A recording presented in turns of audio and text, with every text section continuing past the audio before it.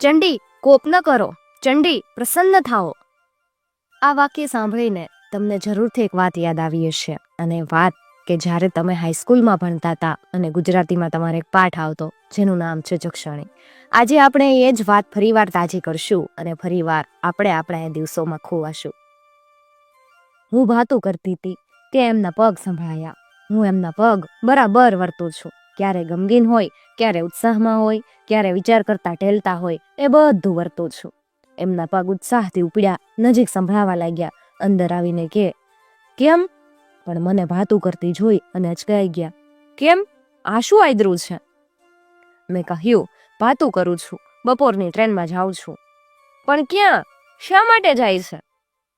મારા અક્ષર સુધારવા અને તમારો અભ્યાસ વધારવા.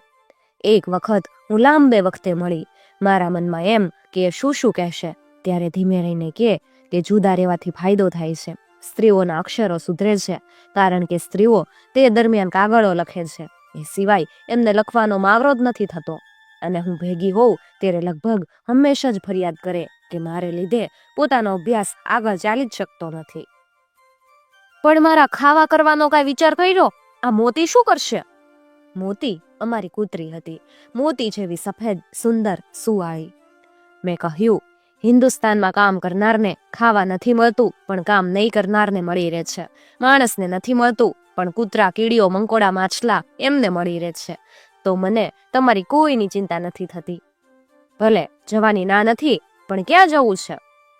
પૂરીઓ વણતા વણતા મેં કીધું, છુપી પોલીસો અને ગુના પકડ્યાની વાતો લખો છો ત્યારે એટલું તમારી મેળે જ શોધી લેજો.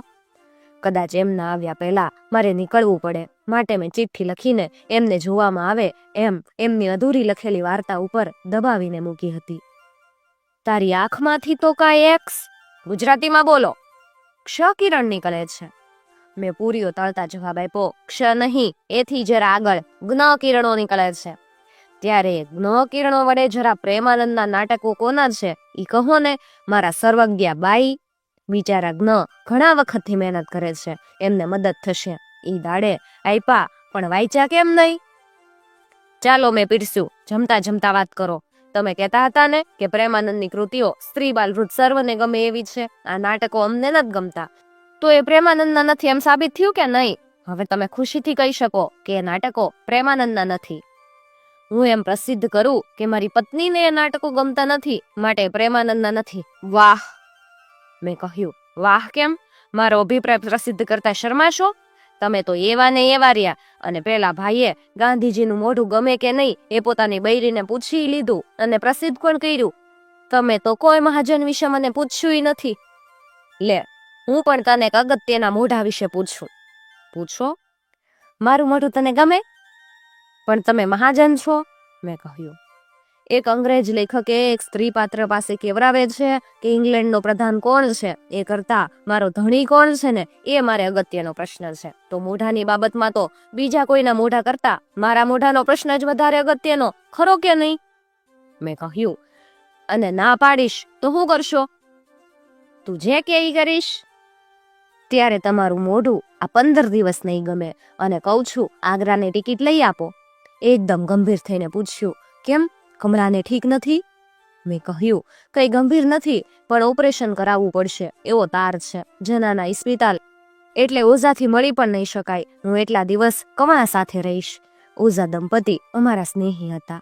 જગતમાં પત્ની વિનાના સધુરની સ્થિતિ બહુ વિચિત્ર છે. એટલી બધી વિચિત્ર કે એને માટે શબ્દ પણ નથી જડતો. સ્ત્રી પરણી ન હોય તો કુમારિકા, ધણી જીવતો હોય તો સૌભાગ્યવતી, ધણી પ્રવાસે ગયો હોય તો પ્રોષિત ભત્રુકા, મરી ગયો હોય તો વિધવા. કુમારિકાએ સુખનું, સૌભાગ્ય શૃંગારનું આલંબન, સૌભાગ્યવતી વાત્સલ્યનું, પ્રોષિત ભત્રુકા વિયોગના શૃંગારનું, વિધવા કરુણનું. પણ પુરુષ પરણ્યો ન હોય તો વાંઢો, પરણ્યા પછી મરી પછી પરણેલો, ધણી. સ્ત્રી પ્રવાસે ગઈ હોય તો એનું તો કઈ નામ જ નહીં. અને રાંડ્યા પછી વિધુર, બિચારો કોઈ પણ રસનું આલંબન નહીં, વાંઢો એટલે જગત બારનો. પરણ્યા પછી જો સ્ત્રી તરફ આસક્ત હોય તો પોમલો, અને એમ ન હોય તો લાગણી વગરનો, નિર્દય અને સદાને માટે સ્ત્રીનું સૌંદર્ય સ્વાતંત્ર્ય હરી લેનારો. ધણી એટલે જ મૂર્ખ, વિધુર એટલે બીજી વાર પરણવાનો ઉમેદવાર, ફાફા મારનાર. સ્ત્રી મળે તો પાછું ધણી અને ન મળે તો વાંઢો. સ્ત્રી પ્રવાસે ગઈ હોય તો હું કઈ એક દિવસનું છે, કોને ઘેર જવાય, અથવા થોડાક દિવસ ગમે ત્યાં કાઢી નાખશે, પણ કોઈ દિલસોજી ધરાવે નહીં. દિલગીર દેખાવા જઈએ પણ કોઈ દિલગીરીનું કારણ જ ન સ્વીકારે. સ્ત્રી ન હોય તો શું થઈ ગયું? શું તમને ખાવા નથી મળતું, પહેરવા નથી મળતું, પૈસા નથી મળતા? હું નિરાધાર થઈ ગયા? તમને શી ખોટ છે? ઉલટું વિધુર એટલે થોડા વખત ધૂરા ધોસરી નીકળી ગઈ. મને લાગે કે પુરુષને ધોસરી ઉપાડવાની એટલી બધી ટેવ પડી ગઈ કે ધોસરી વિના એને અડવું લાગે. હું એકવાર ગાડામાં મુસાફરી કરતો હતો, ત્યારે સાથે એક મકરાણી અધમણની જામગરી વાળી દેશી બંદૂક લઈ અને સાથે આવતો હતો. મેં કીધું, જમાદાર, બંદૂક ગાડામાં મૂકી દો, કઈ બોજ એવું નથી. જમાદાર કે, એ બોજ સે ઠીક ચલા જાતા હે. પ્રેમાનંદ કે છે એમ, ધણી સુરભી સૂત છે, એને ધોસરી વિના ખાલી ચાલવું ગમતું જ નથી. મંદવાડમાંથી ઉઠ્યા પછી ઓઝાનો છોકરો એક દિવસ જમવા બેઠો તો. જમી રહ્યો. કમળા કે, ઉઠ, મોં ધો. કીકો ઊભો થયો ને રડવા લાગ્યો. કે, ચલાતું નથી, પગમાં કઈક થાય છે, કાંટા વાગે. બેઠેલા બધા હસી પડ્યા. એને પગે ખાલી ચડી હતી. સ્ત્રી જાય છે તેથી બીજું કઈ થતું નથી. હૃદયને ખાલી ચડે, હૃદય હાલતું નથી, એને જરા જરા કાંટા વાગે અને આપણાથી ન ચલાય તો લોકો હસે. સ્ત્રીનું પુરુષ ઉપર કેટલું પ્રભુત્વ છે. બધા સ્ત્રી સ્વાતંત્ર્યની વાતો કરે. મને લાગે કે પુરુષ સ્વાતંત્ર્યના પ્રશ્નો વધારે વિકટ બનતા જાય. હવે કરવું શું? શાસ્ત્રકારોએ કુમારિકા, સૌભાગ્યવતી, પ્રોષિત ભર્તૃકા, વિધવા સર્વના કાર્યોનો વિધિ રસના સિદ્ધાંત ઉપર ઠરાવેલો. પુરુષને માટે કશું લખ્યું નથી. પુરુષ તો પ્રોષિત પત્નીક હોય ત્યારે એણે શું કરવું ને શું ન કરવું. નાવું નહીં, પાણી ગરમ કર્યા વિના ચલાવી લેવું, ચા ન પીવી, ખરાબ કરીને પીવી, બહાર ખાવું, ઘરે ખાવું, હજામત ન કરવી, વાળ ન ઓળવા, ઓફિસમાં વખતસર ન જાવું, રાતે દીવો ન કરવો, ખુરશીમાં ઊંઘવું, રાતે જાગી અને દિવસે ઊંઘવું, શું કરવું ને શું ન કરવું. ખરેખર જગતે પુરુષની ઘણી બધી ઉપેક્ષા કરી. અંતે ભૂખ લાગી.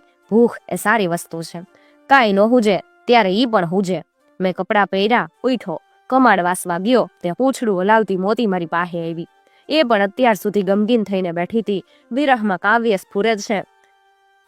કશ્ચિદ ભર્ત્યા સ્મરસી રસિકે ત્વમ હિમ તસ્યઃ પ્રિયેતિ. એનો ગુજરાતી અનુવાદ પણ તરત જ સ્ફુર્યો. ધણિયાણીને સ્મરકની તું વાલી એની હતી તે? તમને આમાં દોષો લાગશે પણ મોતી તો આ સમજી ગઈ. મેં એને થાબડીને ખુરશી ઉપર બેસાડી અને કમાડ વાસ્યું. પહેલા આવા પ્રસંગે એક વિશીની ઓળખાણ કરી હતી, ત્યાં ગયો. જરા મોડું થયું તું પણ હજી વિશી ચાલતી હતી. મહારાજ નવો આવેલો પણ જાણે ઘણા વર્ષથી મને ઓળખતો હોય એમ કે, ઓહ સાહેબ, ઘણા દિવસે આવ્યા, આવા દુબળા કેમ પડી ગયા? અહીંયા જમતા ત્યારે તો સારા હતા શરીરે. હું એની પ્રગલ્ભતાથી ઘણો ખુશ થયો.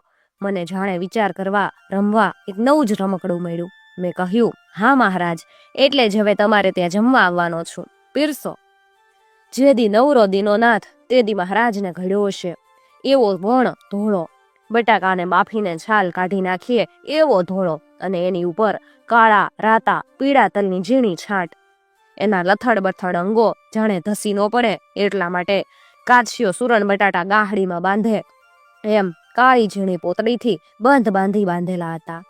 પેટ મોટું હતું પણ આ બંધથી એના બે ભાગ પડી જતા હતા અને ઉપલા ભાગ ઉપર કાળું જનોય પરસેવાથી ચોટી ગયું હતું. ઊભો રહે ત્યારે વચ્ચેથી પગ જરાક વધારે પોળા ગોળાકાર રહેતા અને પગલું લાક વિનાનું ઊંટના જેવું પડતું. મોંમાં જાણે નીચલા જડબામાં એક પણ નહીં, દાંતની બે હારો જેવું, અથવા આખા જડબામાં જાણે દાઢો જ હોય એવું જણાતું હતું. અને બ્રહ્મા ઘડીને એટલા ખુશ થઈ ગયેલા હશે કે માટી કાચી હશે એટલામાં જ એને કપાળે અને બળે થાબડ્યો હશે.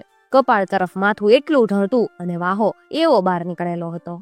મહારાજ પીરસતા હતા એટલામાં મેં મારી સાથે જમવા બેઠેલા ભાઈ રેવાશંકરનું ઓળખાણ તાજું કરી લીધું. એ મહારાજનો ઉપયોગ બરાબર સમજતા હતા. મહારાજે પીરસી લીધું એટલે રેવાશંકર કે, મહારાજનો સ્વભાવ બહુ સારો. મહારાજ પીરસી રહ્યા હતા પણ પાછા રસોડામાં ગયા, ઘીની વાડકી લઈ આવ્યા અને કાંઈ પણ જરૂર વિના મને 2 ચમચા અને રેવાશંકરને 2 ચમચા ઘી પીરસ્યું. અને પછી અમારી બેની સામે પગ પર પગ ચઢાવી બેસીને પગના તળિયા પર ડોલતા ડોલતા હાથ ફેરવતા બોલવા લાગ્યા, મારો તો જીવ બહુ મોટો, અમે તરવાડી કોઈ દી લોભ ન કરી. આ શેઠ છે ને શેઠ, ઈ પંડ્યા, એમનો જીવ જરાક જેવડો. અમારી નાતમાં પાશેર તાંબાનું નામ પાડી અને અડધા ભાર ઓછા લોટાનું લાણું પીડ્યું તું. અમે તો લોટો હાચવી રાખ્યો. ભલે ને અહીંયા નોકર હોઈએ, પણ નાતમાં સૌ સરખા. એમ કોઈની સાડી બાર ન રાખીએ. નાત વચ્ચોવચ સંભળાવી દઈ.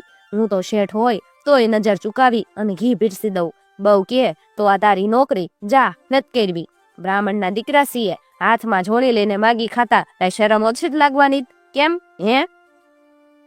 મહારાજને વાતના ટેકાની જરૂર જણાય એથી ગમે એ પ્રશ્ન પૂછી નાખ્યો. આ પંડ્યા તમારી નાતના છે? હા સાહેબ, ઈ અમારી નાતમાં હલકા ગણાય. ઈ તો કન્યા કોઈ નહોતું આપતું ને તે મેં આપીને મોટા કર્યા. મારી ભાણેજનો આ સગે હાથે સાનલો કર્યોસ, પણ મારા લગ્ન માટે એણે 2 વેણેય કોઈને કીધા નથી. મેં રેવાશંકરની સામે જોઈને કીધું, બિચારા મહારાજ પૈડા વિનાના છે ત્યારે એમને જક્ષણીની વાત કહું? રેવાશંકરે હા પાડી તે પહેલા મહારાજ બોલી ઉઠ્યા, જક્ષણી કોણ? મેં કહ્યું, મારે ઘેર એક જક્ષણી છે, સાક્ષાત મહામાયા જોઈ લ્યો. રાતે અંધારામાં જોવો તો 2 આંખો દીવા જેવી જગારા મારે. જે માનતા માનીએ એના ફળ આપે. ત્યારે મને એકવાર દર્શન કરવા લઈ જાવ ને. મેં કહ્યું, અરે અરે, એ હું બોલ્યા? ઈ તો કોઈ નહીં મળતા નથી. બસ દિવસ આખું ઘરમાં બેહી રહે અને ધ્યાન ધીરા કરે. એમ લોકોને મળવા દે તો પછી લોકો એમની માનતા માનીને એને જંપાત ન દે. અને આપણા લોકો માગે ઈ અક્કલ વગરનું માગે. નસીબમાં ન હોય એવું માગે. એક બાઈના નસીબમાં છોકરો નહીં અને ઈ માગ્યો તો આંધળો છોકરો આપ્યો. બોલો. બોલતો હતો એ દરમિયાન મહારાજના મુખ ઉપર હર્ષ, ચિંતા, ઉદ્વેગ વગેરેની રેખાઓ આવીને ઉડી જતી હતી. છેલ્લું વાક્ય સાંભળી અને મહારાજનો જીવ કંઈક હેઠો બેઠો અને બોલ્યા, પણ મારા નસીબમાં તો છે. મારું સગપણ તો ભટ્ટને ત્યાં થઈ ગયું, પણ કન્યા જરા નાની છે. પણ નાની છે, રૂપાળી બહુ છે હો. અને નાની છે પણ હું અત્યારથી બધું સમજેત. હું જાઉં તો કહેશે, મારા સારું શું લાવ્યા? અને પાણી મંગાવું તો ધમ ધમ કરતી લાજ કાઢીને હાલે. છેલ્લા વાક્યો બોલતા મહારાજના હૃદયનો રસ મુખમાં આવતો હોય અને દરેક ક્ષણે એનો શિકરો ઉડવાની ભીતિ રહેતી હતી. મેં શાક માંગ્યું. મહારાજ ઝપાટા બંધ ઉઠી શાક લઈ આવ્યા. મને અને રેવાશંકર બંનેને પીરસ્યું. શાક અને ઘી મહારાજની પ્રસન્નતાના ખાસ ચિહ્નો છે. મેં કીધું, ત્યારે તો તમારે જક્ષણી માતાનું કઈ કામ નથી. મહારાજ ઊંડા વિચારમાં પડીને બોલ્યા, તમે વૈદું જાણો છો? ના. હું મહેતા ડેપ્યુટી સાહેબને ત્યાં નોકર હતો. મેં નવી બાયડી પૈણ્યા તા. એને રાંધતા નહોતું આવડતું. તે મને રાખેલો. મારા ઉપર ભાઈ પૂરેપૂરો વિશ્વાસ. નાની બૈરીના ધણીને નોકરની પસંદગીમાં જે દીર્ઘ દૃષ્ટિ અને ઝીણવટ રાખવી પડે છે, એને માટે આગના ડેપ્યુટી તરફ મને ઘણું માન થયું. બૈરી નાની તે વેદને પૂછીને તેમણે ટોપરું ખવરાયું. તે બેરી તો મોટી આવડી થઈ. મહારાજે ડાબા હાથનો પંજો પોતાને ડાબે ખંભે અંગૂઠાને આધારે ટેકવ્યો. હું એકવાર સાંભળું તો ભૂલું નહીં. મેં ખવડાવવા માંડ્યું છે, પણ હજી ઊંચી નથી થઈ. ઓમ કાઠું કર્યું છે, પણ હજી દીઠે નીચી લાગે. મેં કીધું, ત્યારે બીજી બાયડી જોઈએ? ના ના ના, બીજી આવી ન મળે. જક્ષણી માતાને કહીને જટ મોટી થાય ને એમ કરો. અને મારે ઘેર બૈરી સુખી થાય હો. જોવો, કશું કામ છે? રાંધુય હું, એને દાળ ચોખા વીણવા પડે. અને હું રસોઈયો ખરો, પણ 12 વાગે છૂટો. ગામમાં નીકળું તો મને કોઈ રસોઈયો ન જાણે. હજામત તો હેર કટિંગમાં જ કરાવવાનો. 8 આના તો લે 8 આના. ને માથામાં તેલ, અત્તર, પોમેટમ. મહિનામાં 1-2 વાર નાટક સિનેમા તો ખરા જ તે. બૈરી દુખી ન થાય હો. મહારાજે ધણી તરીકેની સર્વ લાયકાતો ગણાવી. છેવટે કીધું, ત્યારે હું જક્ષણી માતાના દર્શન કરવા આવું? મેં કીધું, ના, એમ તો નહીં. એ તો હું ન હોઉં અને તમે જાઓ તો કૂતરી થઈને વળગે. તમે એમને માટે રોજ ખાવાનું મોકલતા જાઓ. મહારાજ ખુશ થઈ ગયા. હું જમી રહ્યો. મહારાજે તરત જ ભાણું તૈયાર કરી અને મને ખબર આપી. મેં કીધું, એ રાત્રે તો જમતા નથી. સવારે છોકરો મોકલીશ એટલે પહેલા તેની સાથે મોકલજો. સાંભળો, ફક્ત 4 રોટલી, ભાત, દાળ, શાક નહીં, ઘી પણ જરાક જ. હું પૈસા આપીશ. એ મફત નથી ખાતા, પણ વખતસર કરવું. મહારાજ આશ્ચર્યમાં ગરકાવ થઈ ગયા અને બીજા દિવસથી મોતીનું કામ ચાલ્યું. અને આ બાજુ હું પાછી આવી. ધાર્યા કરતા 1 દિવસ વહેલી નીકળી શકી. ઘર ઉઘાડ્યું. સ્ત્રી પુરુષના સમાન હક હોવાથી ઘરની કૂચીઓ અમારા બંને પાસે રહે. ઘરમાં ગઈ. મોતી પૂંછડી હલાવતી સામી આવી. પણ આખાય ઘરમાં માત્ર એ જ બરાબર હતી. બાકી જ્યાં જોઉં ત્યાં ધૂળ. ખુરશીઓ સિવાયની બધી વસ્તુઓ, ચોપડીઓ પણ એમ ને એમ પડેલી. ટેબલ પર પણ ધૂળ અને કાગળ દાબણિયા નીચે મેં ચિઠ્ઠી મૂકેલી, ઈ એમની એમ. આ પુરુષો તે ભગવાને કેવા કર્યા હશે. મેં બધું વાળીને સાફ કર્યું. ટેબલ પર જઈ કાચમાં જોયું દસ્તાનો થાક અને આ ધૂળ. મનમાં થયું લાવ માથે નાઈ લઉં. માથું છોડ્યું તે કમાડ ખખડ્યું. મને થયું કે કદાચ એ આવ્યા હશે. સાલ્લાનો છેડો ગળા ફરતો લઈ અને એમને એમ જઈ અને કમાડ ઉઘાડ્યું. આ કોણ? એક ઘણો જ કદરૂપો માણસ, કાળો કોટ પહેરેલો, તાજા વાળ કપાવી અને હજામત કરાવેલો, વાળમાં ખૂબ તેલ અને પોમેડ ઉપર તેલથી રીઢી થઈ ગયેલી કોરવાળી કાળી ફેલ્ટની ટોપી, પાતળી ચીપી ચીપીને પાટલી વાળેલી મિલની ધોતલી, હાથમાં દાંતણ અને આવીને મને પગે પડવા લાગ્યો. હું ખસી ગઈ. મેં કહ્યું, અલ્યા કોણ છે? કેમ આવ્યો છે? જક્ષણી માતા ખમા કરો, સેવકની ઉપર મહેર કરો. મેં કીધું, પણ હું જક્ષણી કે દાડાની? હંમેશ નીકળતો પણ ઘર બહારથી બંધ. આજ જ તાળું નથી એટલે દર્શન કરવા આવ્યો છું. મારા મનમાં મનોરથ એકવાર પૂરા પાડો. તમે કહેશો ઈ માનતા માનીશ. ભાઈ તમને કોઈ કે ભરમાયો છે, હું જક્ષણી નથી એમ કહી મેં કમાડ બંધ કરવા માંડ્યું તો અંદર આવવા લાગ્યો. ઈ કે માતાજી, 8 દિવસ સુધી તમને ખાવાનું મોકલ્યું એની સામે તો જોવો. હું ચીડાઈ ગઈ. વળી તું ખાવાનું મોકલનાર કોણ? જાય છે કે નહીં આ ધોકણ લગાવવું? અને અંદરથી મોતી ઘૂરકી.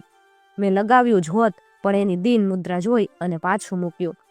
વળી બક્યો, માતાજી મારા નસીબમાં બૈરી છે, મારે નવી નથી જોઈતી, ઈ ઝટ મોટી થાય એટલું કરો. હવે મારા ગુસ્સાનો પાર ન રહ્યો. મેં હાથમાં ધોકણું લીધું. હરામખોર એમ કહીને મારવા જતી હતી ત્યાં તો ચંડી કોપ ન કરો એમ કહી મને અટકાવી પેલાને આંગળીની નિશાનીથી રવાના કરી એ અંદર બેઠા. મને ફરી કીધું, ચંડી પ્રસન્ન થાઓ. આવી જ બીજી વાતો સાંભળવા માટે ચેનલને જરૂરથી સબસ્ક્રાઇબ કરી અને સાથે આપેલું બેલ આઇકોન પ્રેસ કરજો જેથી આવનાર નવી વાર્તાની નોટિફિકેશન સૌથી પહેલા તમને મળી શકે.